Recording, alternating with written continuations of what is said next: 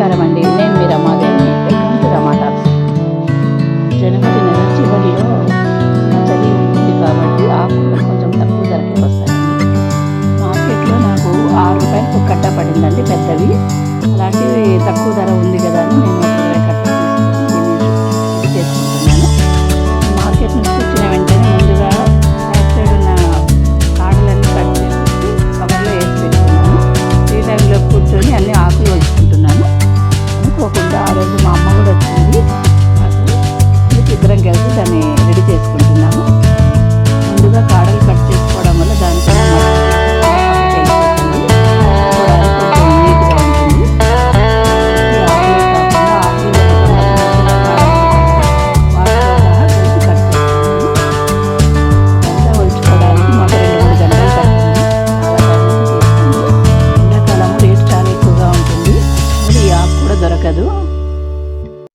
వంటల్లో మెంతెం కూరని ఎక్కువగా వాడేవాళ్ళు ఇలా రెడీ చేసుకుంటారు.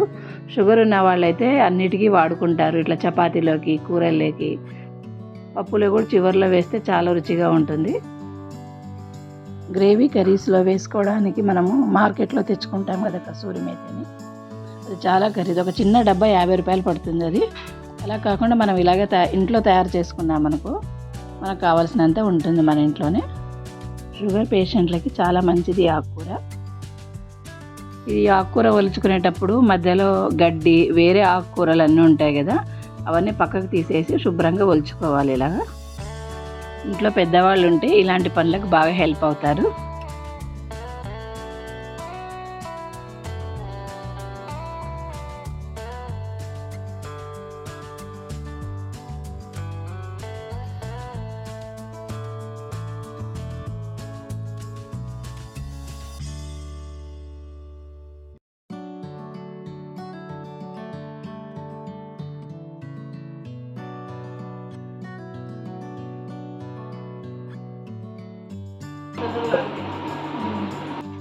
ఈ ఆకుకూర అంతా గిన్నెల్లో వేసుకొని ట్యాప్ కింద పెట్టుకొని శుభ్రంగా కడుక్కోవాలి. అలా కడగడం వల్ల ఇసుక, మట్టి అంతా కిందికి వెళ్ళిపోతుంది.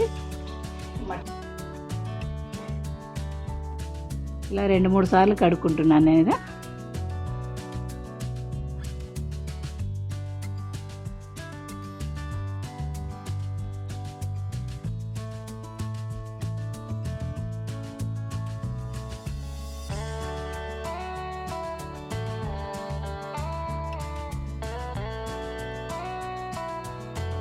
ఈ ఆకుకూర అంతా శుభ్రంగా కడుక్కొని గిన్నెలకి వేసి పెట్టుకున్నాను.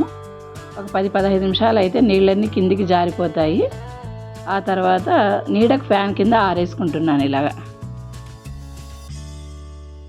నీళ్ళన్నీ అలాగే ఉన్నప్పుడు వేసుకుంటే అంత కుళ్ళిపోతుంది సరిగా ఆరకుంటే. అందుకే నీళ్ళన్నీ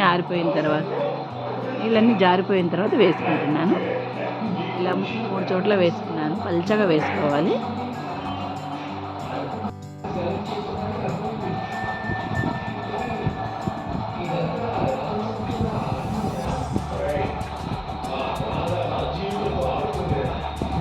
వారం రోజులు ఇంట్లోనే ఫ్యాన్ కింద ఆరబెట్టుకున్న తర్వాత నాకు మొత్తం ఇలా రెడీ అయిపోయింది కసూరి మేతి.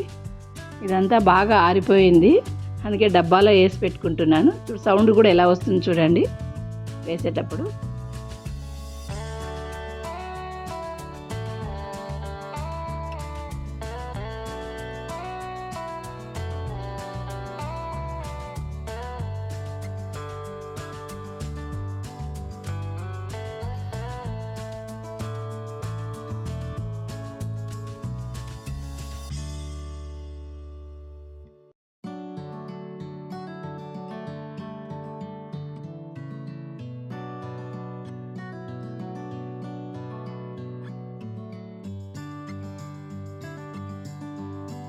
ఇంత పెద్ద డబ్బాకి అయింది చూడండి. ఇది 120 రూపీస్ పట్టిందండి నాకు. ఈ వీడియో కనుక మీకు నచ్చినట్టయితే లైక్ చేయండి, షేర్ చేయండి, సబ్స్క్రైబ్ చేసుకోండి.